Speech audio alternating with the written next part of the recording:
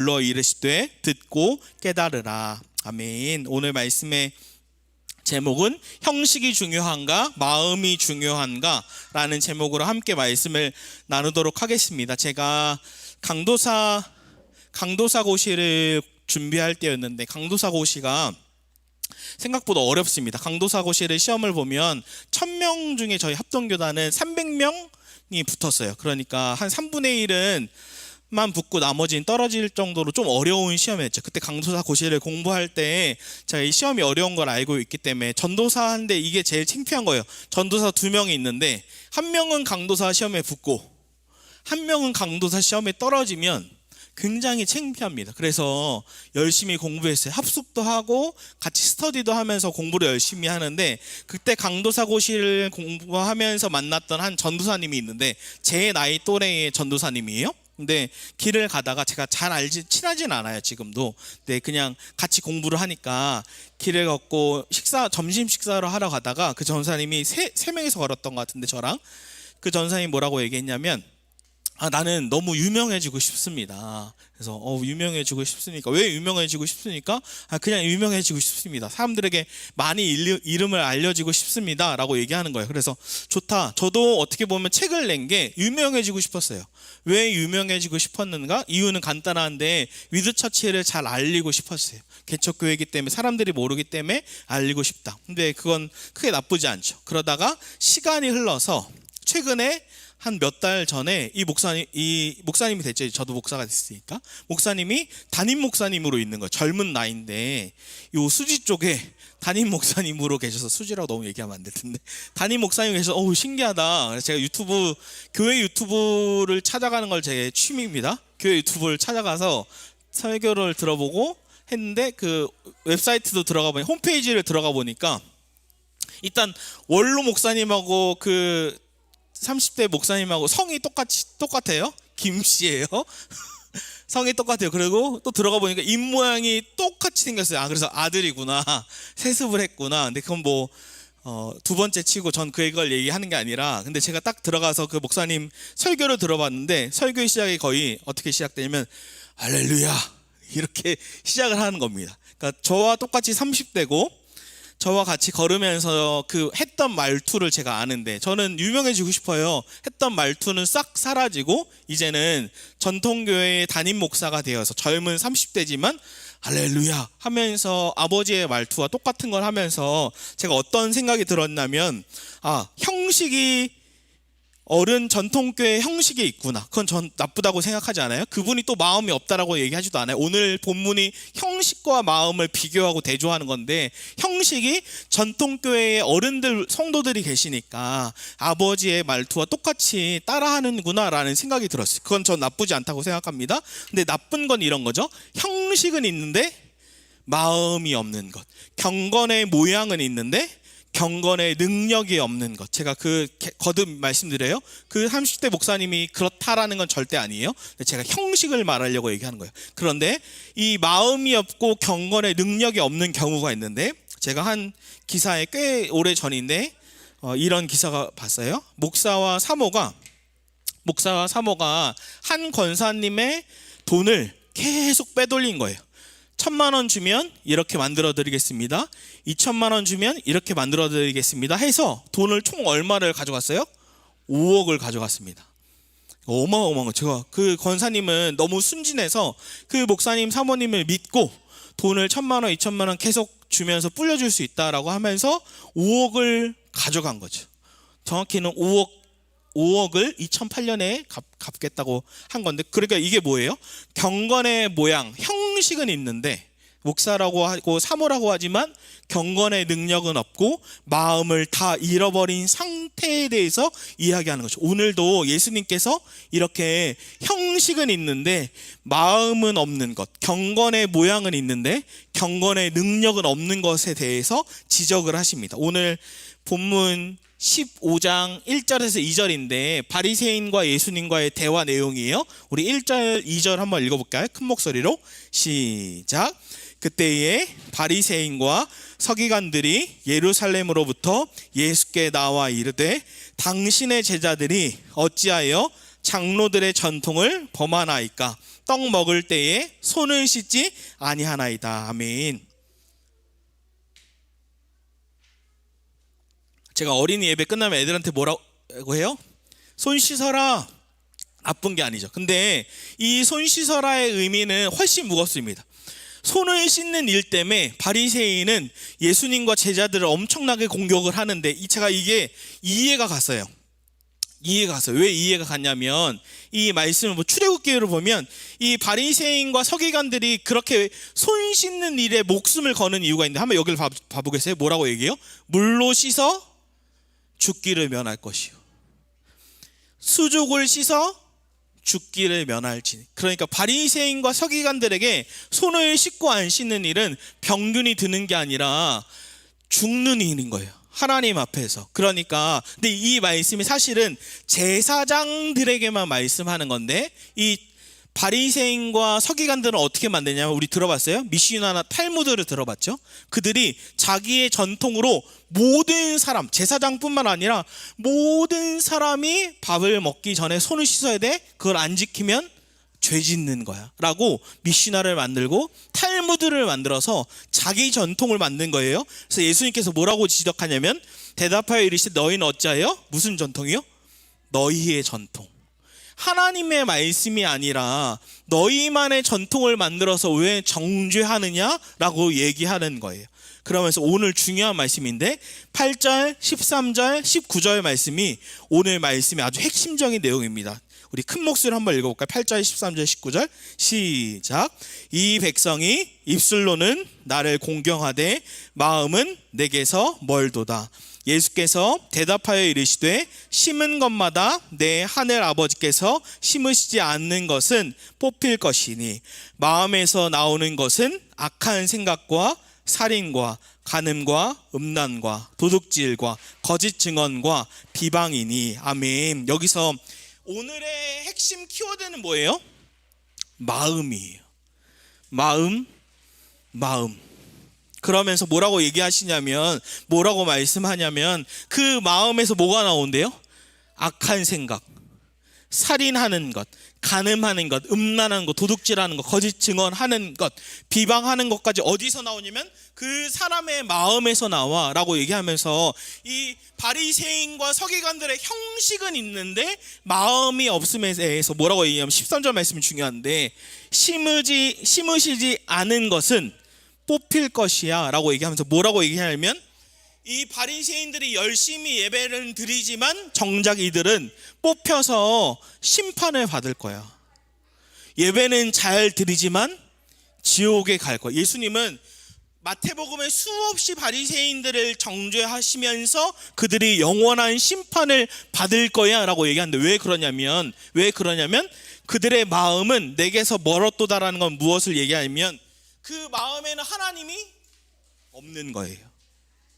마음에는 하나님이 없고 자신의 의로 열심히 형식으로 신앙생활해서 난 구원받을 거야 라고 하지만, 하나님 뭐라고 얘기해요? 심으시지 않은 것은 뽑힐 것이야. 뽑혀서 버림받을 거야. 다른 마태복음에는 영원히 불탈 거야 라고 심판에 대해서 이야기합니다. 그러면 제가 질문해요.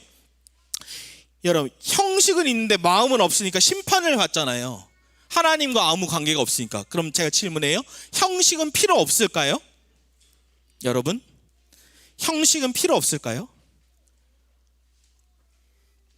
제가 요즘 기독교에서 굉장히 흥행하는 베스트셀러가 있는데 오무교회라는 책이에요.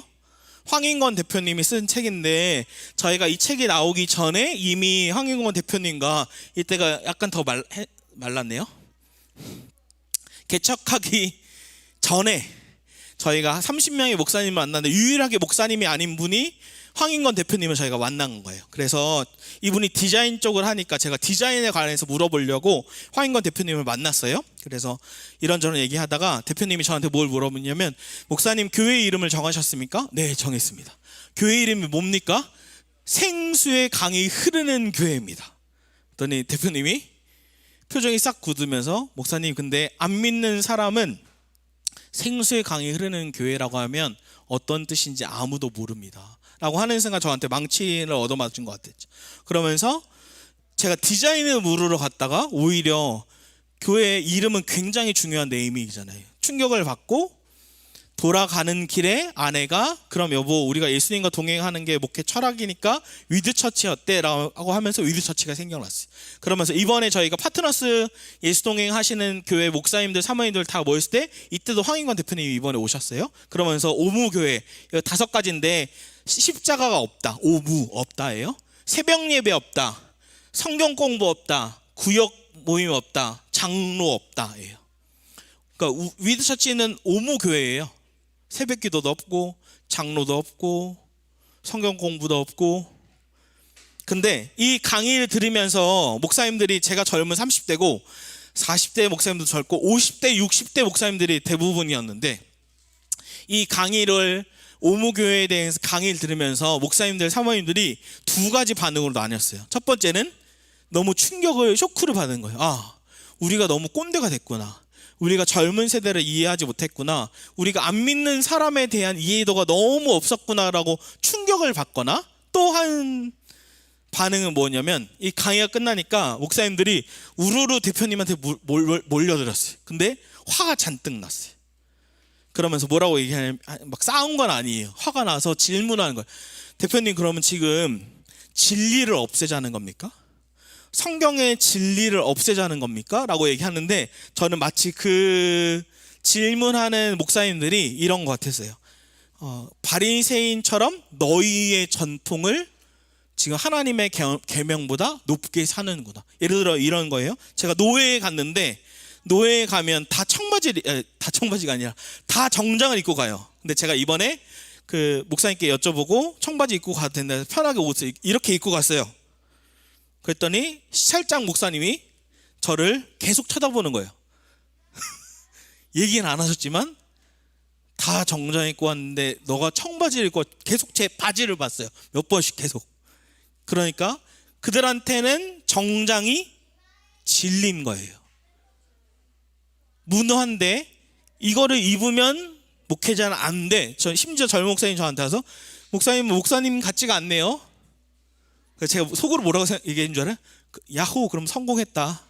난 목사여 보이지 않기를 원하는데. 근데 하루 종일 제가 시달려서 이제 다음에 무조건 정장 입고 가야겠다. 피곤해서. 그런데 제가 김승희 목사님 예로 많이 듣는데, 김승희 목사님이 인도네시아 선교사님일 때 콧수염을 길렀어요. 근데 이 콧수염을 이렇게 꺼멓게 길러서 전통교회에 가면 어떻게 될까요? 그거 자르세요 라고 얘기할 거예요. 왜요? 이게 진리가 아니라 문화인데 이 문화가 진리처럼 된 거예요. 너희의 전통을 하나님의 계명보다 중요하게 여기는구나. 근데 한번 잘 생각해 볼까요? 오무교회의 문제는 없을까요? 저희가 오무교회와 같은데, 오무교회는 전통교회들의 좋은 장점, 전통교회의 단점, 안 좋은 것들을 받아들여야 할까요? 저희가? 아니죠. 전통교회의 나쁜 것들은 저희가 더 잘라야 합니다.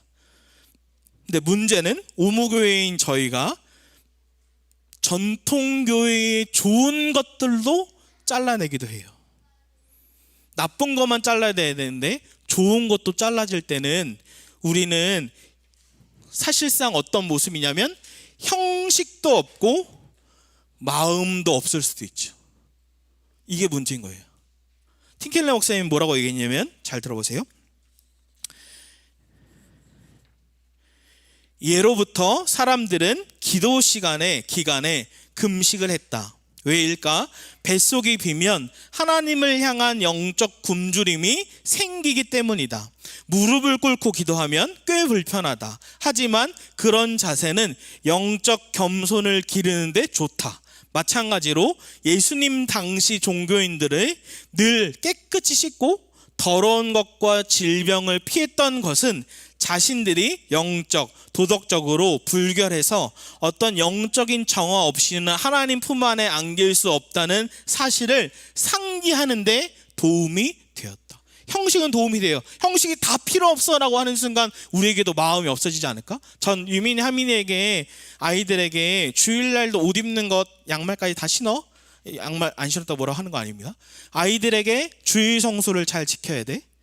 아이들에게 11조를 가르치고, 아이들에게 예배의 태도를 가르치는데, 이유는 이 형식이 무조건 필요 없어가 아니라 형식을 갖춤으로 인해서 이들 안에 마음을 바로 심길 수 있기 때문에 저는 형식을 무시하지 않아요. 근데 우리를 돌아보는 거예요. 우리는 혹시 형식도 필요 없고 마음도 필요 없는 것 아닌가?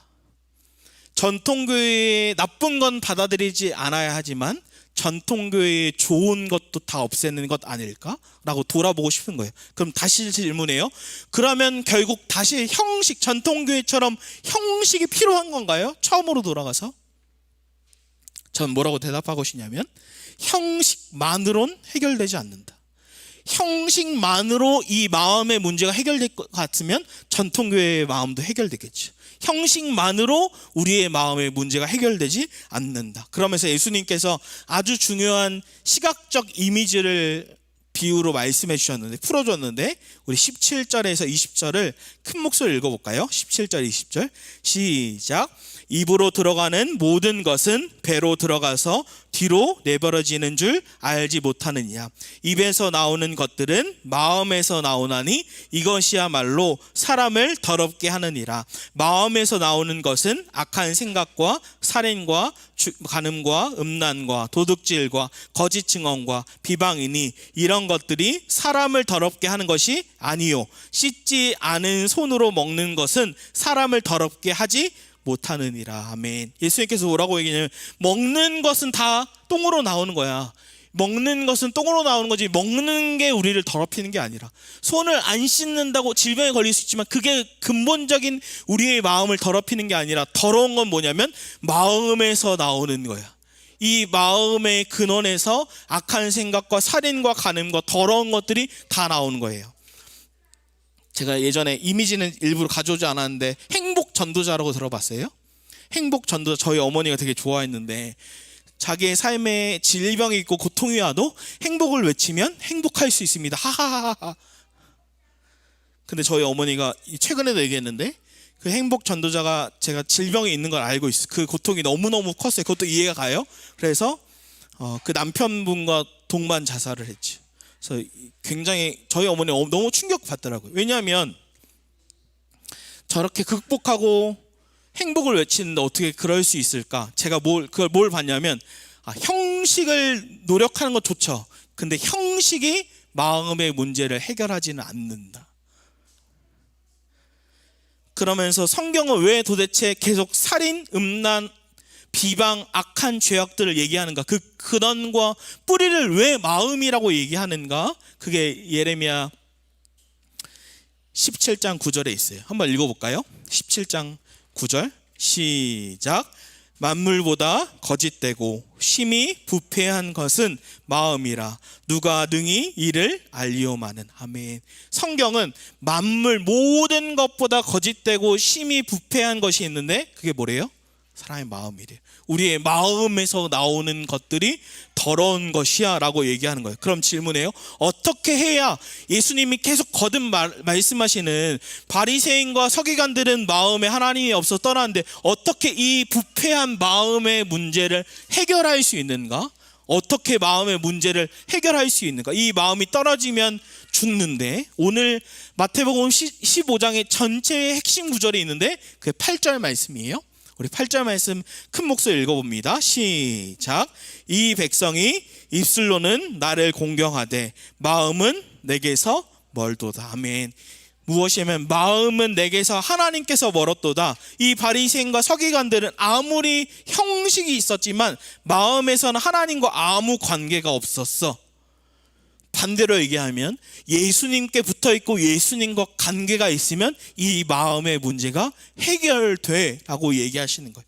그래서 예수님만이 우리의 마음의 문제를 해결할 수 있다. 예수님만이. 그럼 더 구체적으로 이 예수님만이 우리의 마음의 문제를 해결한다는 게 뭔가? 이 마음의 문제를 해결한다는 게 뭔가? 그걸 알려면, 마음의 문제의 핵심을 알려면 새 언약에 대해서 알아야 됩니다. 새 언약을 얘기하면 갑자기 이단 같죠? 아니, 성경에 그대로 나와 있어요. 예레미야 31장 31절 33절입니다. 아주 중요한 말씀이에요.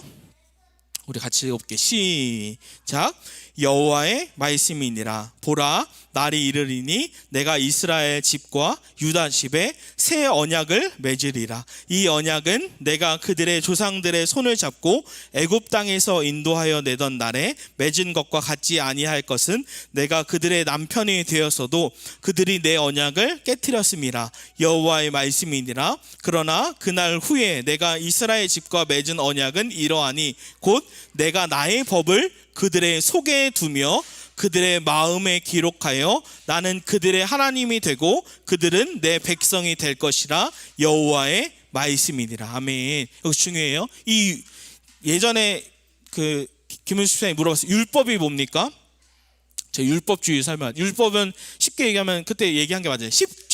좁은 의미에서는 10계명 이 율법이고, 더 큰 범위, 김은수 집사님 들으시죠?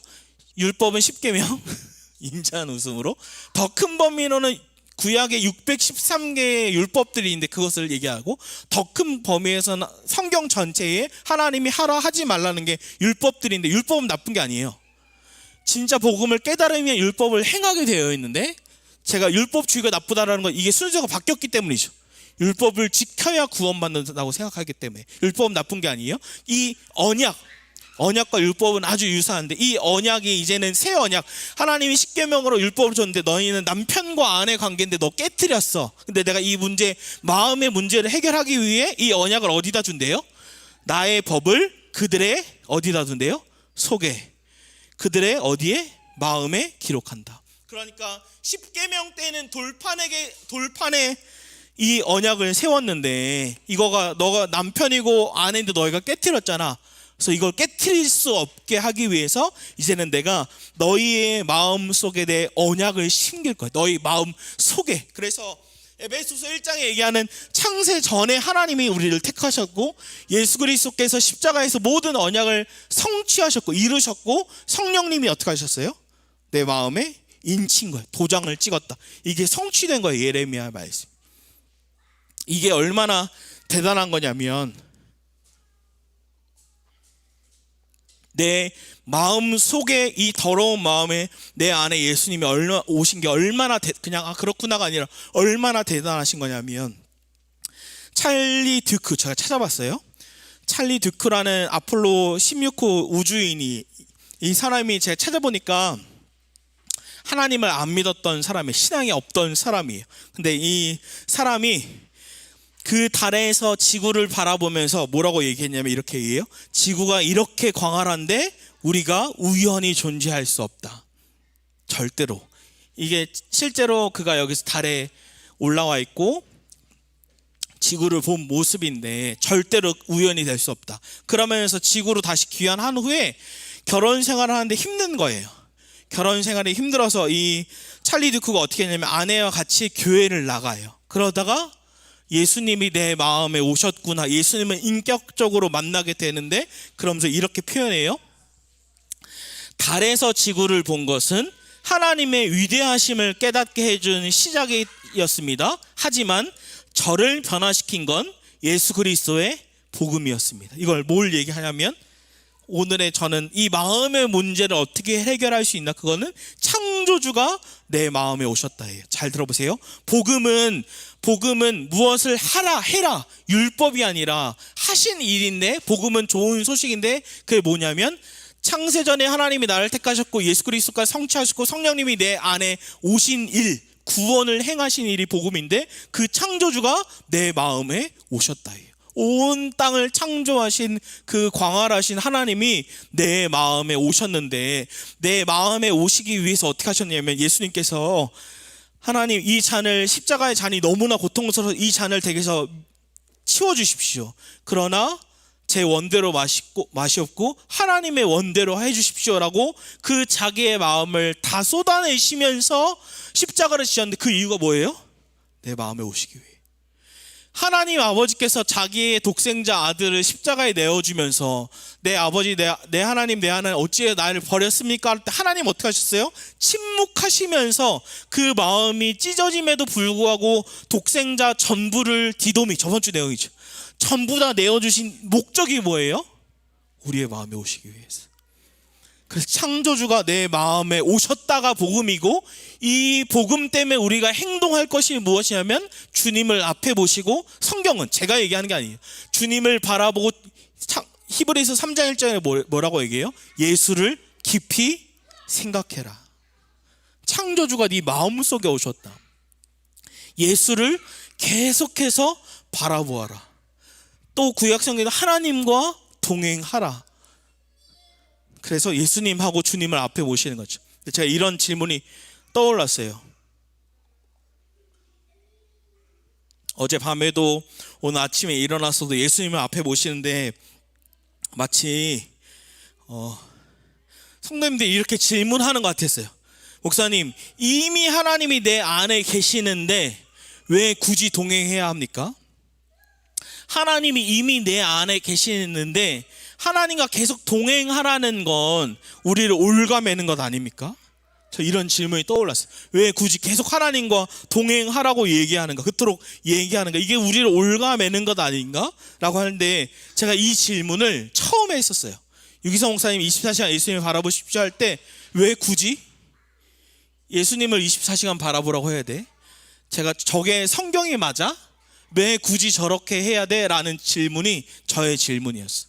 왜 주님이 내 안에 이미 오는 건 오케이, 알겠어. 근데 왜 굳이 계속 하나님과 동행하라고 하고 하나님을 생각하라고 하고 하나님을 바라보라고 하는 거지? 왜 굳이? 이 질문이 제가 유기성 목사님께 한 질문이었어요. 근데 제가 성경을 연구하면서 제가 이미 많이 얘기했기 때문에 성경이 그렇게 말하는구나를 알았고, 오늘 아까 예레미야 31장도 읽으면서도 예수님은 우리와 예수님의 관계를 신랑과 신부의 관계로 비유로 설명하는데 예수님이 왜 계속 우리 안에 오셨는데 예수님을 바라보고 의식하고 생각하라고 얘기하냐면, 첫 번째로는 왜 굳이 동행하라고 하는가? 그거는 관계의 지속성 때문이에요. 예를 들어 이런 거예요. 제가 아내와 결혼했죠. 근데 결혼했는데 왜 굳이 내가 아내를 사랑해야 돼? 왜 굳이 아내를 바라보라고 해? 왜 굳이 같이 가라고 해? 병원 김수민 어저께 병원 얘기하지 말라 했는데 할 수밖에 없어요. 아내가 병원에서 시술하고 진료를 하고 이제 의사 선생님 여기 누르라고 1시간 동안 누르라고 하는데 아내가 계속 얘기하는 거예요. 남편이 없으면 어떡해? 제가 만약 이런 거예요. 제가 토요일 날 쉬는데 뭐 금요일 날 당신이 알아서 가. 당신이 알아서 해. 당신이 아픈 거지 내가 아픈 거야? 라고 무정하게 네가 알아서 스스로 해.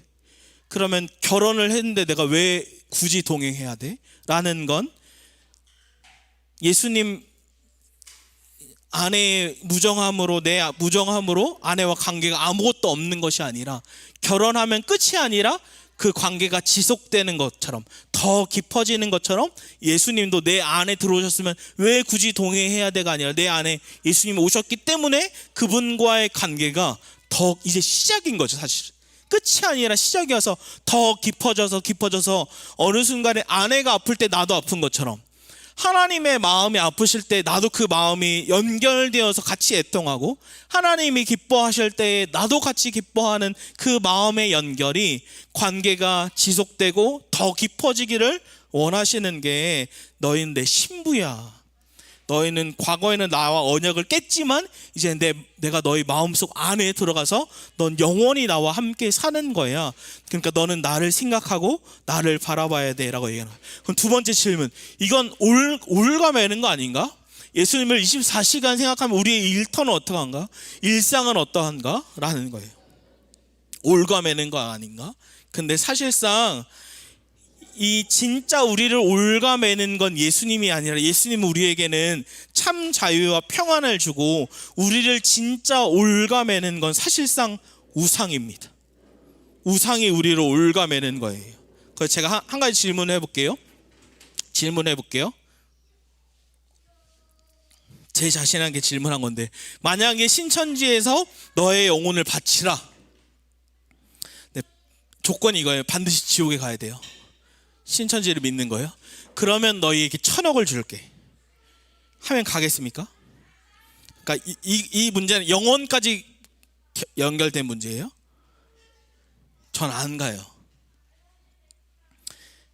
영원히 아까 얘기한 하나님과 관계가 없고 너는 영원히 심판받을 거야 라고 하는데 나의 영혼을 신천지에 바치겠습니까? 죄송한데 저는 좀 더 현실적으로 그럼 좋아, 영혼까지 안 바치고 안 믿어도 돼? 10억을 줄 테니까 딱 한 번만 주일날 와서 신천지에 앉아있다 가. 그래도 저는 안 갑니다. 왜냐하면 저는 지금 이미 만족해요. 이미 충분하고, 또 그럴 거예요. 엄마 유민이 하민이가 아빠 그토록 예수님이 당신의 주인이라고 했는데 실상은 돈이 주인이네요.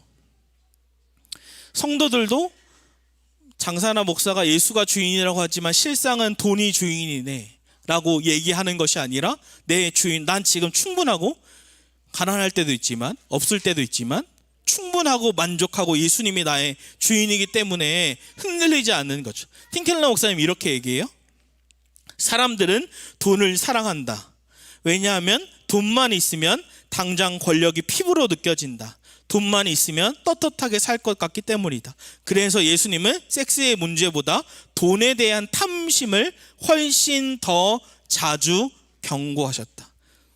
저는 돈을 벌지 말자가 아니라 우리의 사랑의 우선순위가 우상일 때 사시는 그 우상이 나를 올가매는 것이고, 예수 그리스도를 가장 사랑하고 나머지들을 돈도 열심히 벌고 살아갈 때 우리의 삶은 진짜 참 자유와 평안을 누리는 거지. 우리 마지막으로 에베소서 5장 18절을 읽어볼까요? 5장 18절 시작.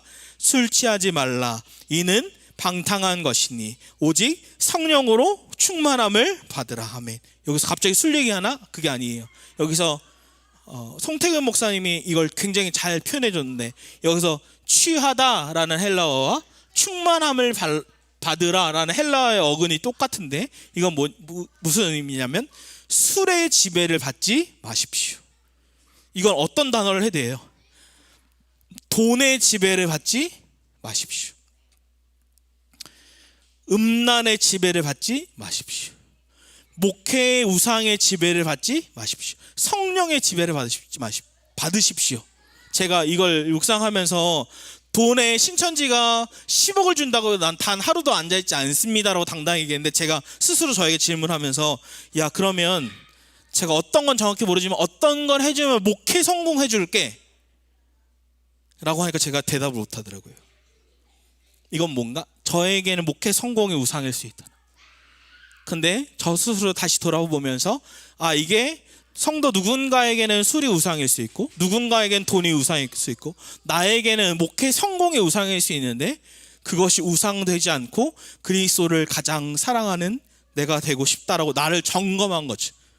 그래서 나는 우상과 동행하는가, 창조주와 동행하는가. 우상과 동행하면 그것이 행복할 것 같지만 그것이 나를 올가매고 내 삶에 그것이 주인이 되어서 탐심과 고통스럽지만, 순서가 바뀌어서 창조주가 내 안에 오셨고 창조주와 동행할 때 참 평안과 기쁨이 온다. 그래서 제가 마지막 예로 유기성 목사님이 예를 많이 들었는데 이게 딱 생각이 났어요.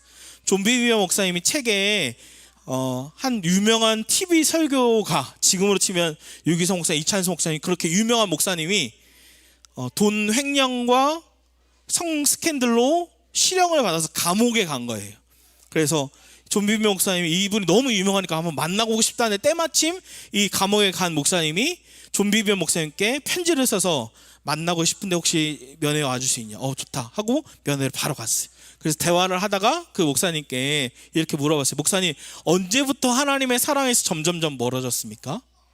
하니까 예상을 언제부터 했습니다라고 할 것 같은데, 이 감옥에 간 목사님이 뭐라고 했냐면, 저는 하나님의 사랑에서 떠난 적이 없습니다. 약간 충격인 거예요. 아니, 지금 목사님 돈 횡령을 어마어마하게 하고 성스캔들로 감옥에 와 있습니다. 네, 뭐라고 했냐면, 저는 하나님의 사랑에 떠난 적이 없습니다. 근데 동시에 저는 하나님을 두려워하지 않았습니다. 하나님을 두려워하지 않았습니다. 하나님을 그는 사실상 우상과 동행할 수 있었던 거죠. 돈을 사랑하고 목회 성공을 사랑하고 성적인 쾌락을 사랑함으로 우상과 동행할 수 있었던 거죠. 근데 저뿐만 아니라 수많은 크리스천들이 하나님을 사랑한다고 말하지만 하나님을 두려워하지 않습니다. 저에게도 동일하지 않는가? 그분과 나는 다르지 않지 않은가? 그러면 나는 어떻게 해야 되는가? 나는 그것을 점검하고 다시 내 안에 창조주가 오셨다라는 것을 믿음으로 예수님을 앞에 모시고 주님을 바라보고 내 삶이 예수님과 더 깊은 관계로 더 깊어지고 싶다. 예수님의 마음이 내게 오고 신랑과 신부처럼 주님의 마음이 내게 부어지고 내 마음이 주님께 부어졌으면 좋겠다. 우리 마지막으로 한번 따라해 볼까요? 창조주가 내 마음에 오셨다. 창조주가 내 마음에 오셨다. 아멘. 그것을 믿음으로 바라보고 기도했으면 좋겠습니다. 같이 우리 찬양하고 기도하겠습니다.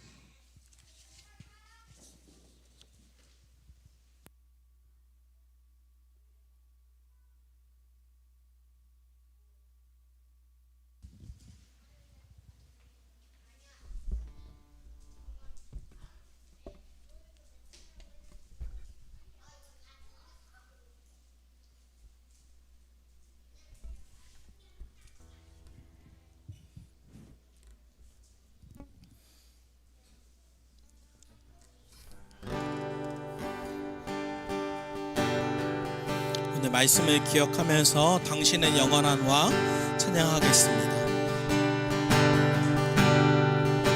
당신은 영원한